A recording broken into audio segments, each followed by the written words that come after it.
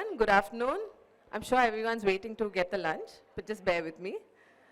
So, lighting is something that has got us all together from the beginning of dawn.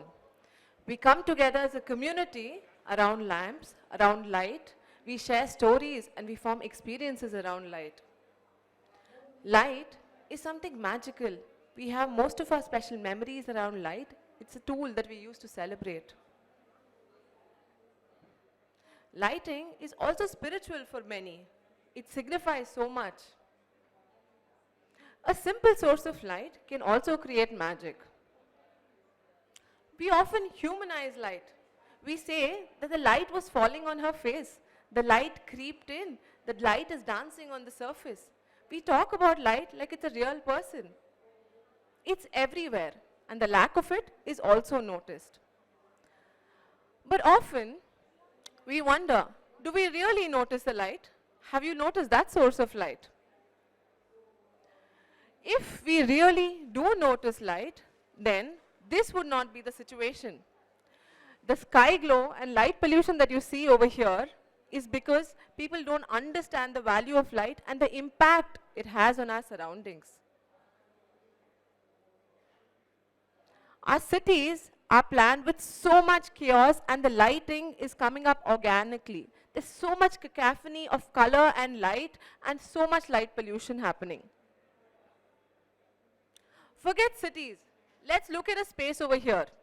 Would you say that this is beautifully lit? I think some people would, but I feel with this beautifully lit ceiling, are we noticing the hand-painted walls? The whole point of a lighting design should be to bring out these details, but we're dehumanizing it because we don't understand how we should use lighting.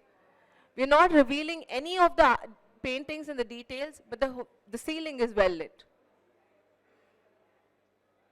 For example, anyone would say, okay, we're getting 500 to 1,000 lux for the showroom, a very fancy car showroom, but we don't look at the cars. We're just looking at the rows and rows of light and all the scallops that are getting formed in the ceiling.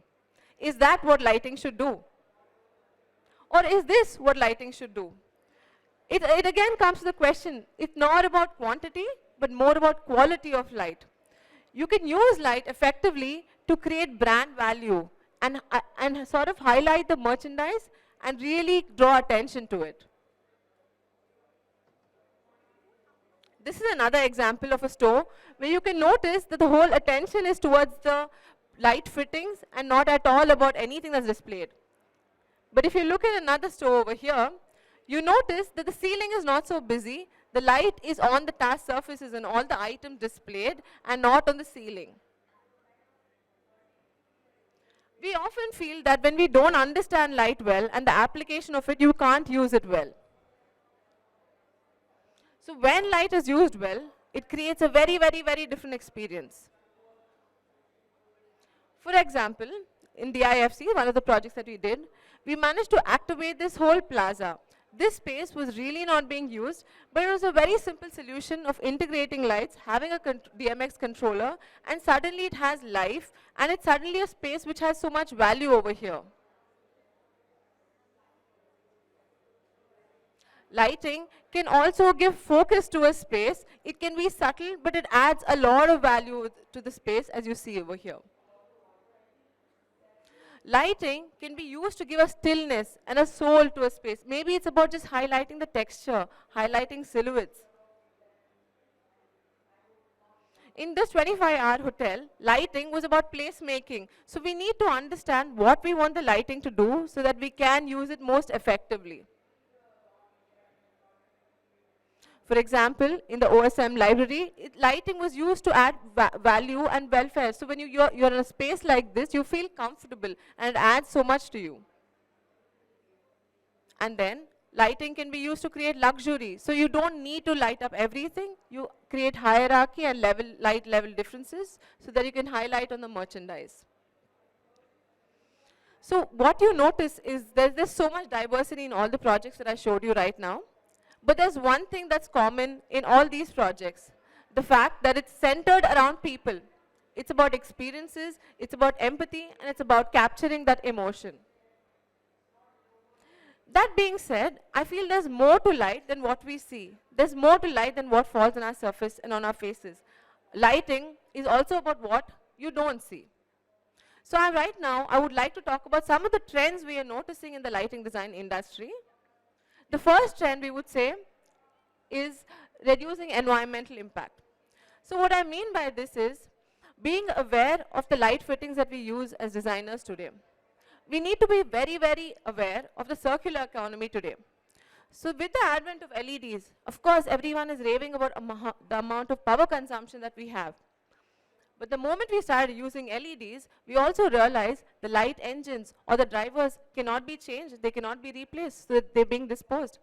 This has a huge impact on the carbon footprint. There's a lot of wastage. So what do we do as designers today? We push for standards, we push for regulations like TM66. What that means is we encourage manufacturers to make sure that fittings are built to last.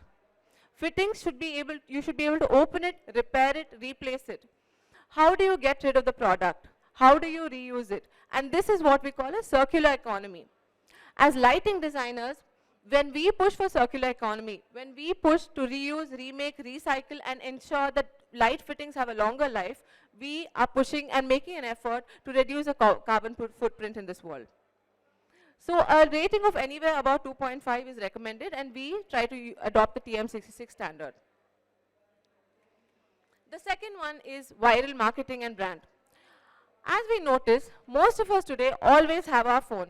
So we see the space around us in front of us, but we also see the space on our phones. We are always capturing everything, and everything is a digital moment, right? What happens is, when we're using our phone, it captures more information than what our eye can perceive. So anytime, suppose you go to an interesting space like this, which is made to be photographed, which is made to be captured, what you don't see is the flicker. The strobing effect that's captured in your phone, that will ruin your hashtags and your perfect photos. So what happens then? As lighting designers, we need to be conscious about the quality of light. So when we invest so much in designing these beautiful spaces, what we need to do is to make sure that spaces don't have flicker. How we can do that is by ensuring we use good quality light fittings, good quality drivers. Then the lighting designer needs to be diligent to make sure that the light fittings and the drivers are compatible with each other. So these are the nuances which make a good space virtually beautiful to capture as well. The next trend, I wouldn't say it's a trend because this is something that people are aware of for the last 2 decades, is about reclaiming our night skies. It is a trend, it is something that we're conscious about, is being able to see the starry sky, the majestic sky, and reclaim that.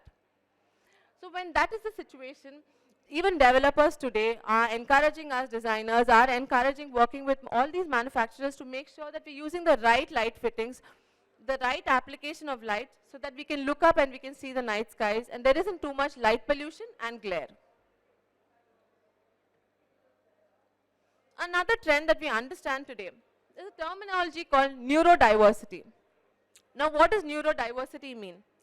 Neurodiversity is basically a condition where some people process, understand, and react to situations differently than what a typical reaction would be.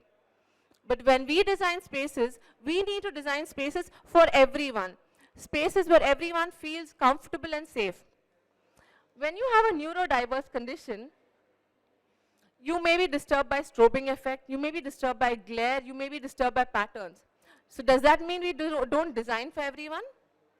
What we should do is, when we look at this, we need to understand which spaces need to be lit and which don't. So maybe what we can do is create a balance in the light level. So some places can have more contrast and a higher light level, but some spaces can be dim and more less illuminated. Another way of also approaching this is to sort of allow people to control and adjust the light levels to suit their requirements. So it's not about lighting less, but it is about creating spaces which don't have too much visual clutter so that people can feel safe and you can work in an environment which is not very distracting. The other trend is hospitality wellness. We all travel so much and we all travel so frequently.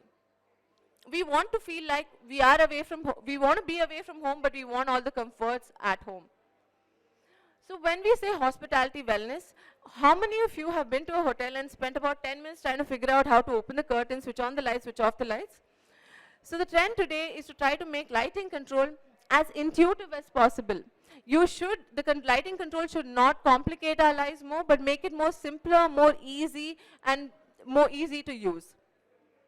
Another trend is also to use automation linked with our alarm clocks maybe, so that you can adjust the intensity of light, the spectrum of light, the contrast of light to match with your circadian rhythm. Maybe it's about creating artificial light in a space which does not have access to daylight, biophilic lighting with plants, so many things. And the last trend I would say, which I would like to talk about, is workspace. So post-COVID, all of us noticed that there is a shift in the way we work, the way we want to go to work. So the workspace sector has moved away a lot and are trying to look towards the hospitality industry to understand how can you create more exciting spaces. Hospitality spaces have been always good at crafting experiences that excite, engage the senses, create curiosity. And that's where lighting designers have a very, very crucial spaces in workplace today to create interesting atmospheres where people want to come, work together, different layers of light, different visual interests that can be created.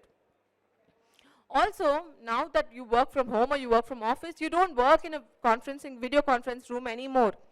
Any space in the office is a space that you will be taking a video call. Another thing that we as lighting designers are pushing towards is not only having diffuse light, but having cylindrical light on face so that there's good facial illumination and flicker-free lighting. So all these moody spaces that you see in your house doesn't work anymore because it doesn't give you the illumination that you require. You need a more layered approach where you have ambient light, you have down lights, you have joinery light. So these multiple layers of your light make the space more brighter and reveal your, provide a better atmosphere for your video conferencing. Again, even a conference room, you're looking at lighter surfaces, lighter finishes to give you the correct amount of lighting. So how do we sum up this? So what I understand from all these trends towards lighting is that we move forward trying to push the envelope to be more conscious about how we use light, how much light we should use, and where we should use light. But at the end of it, the main thing it comes to is the experiences that we have. It's about having this emotional connect while pushing the boundary forward with the lighting industry. Thank you very much.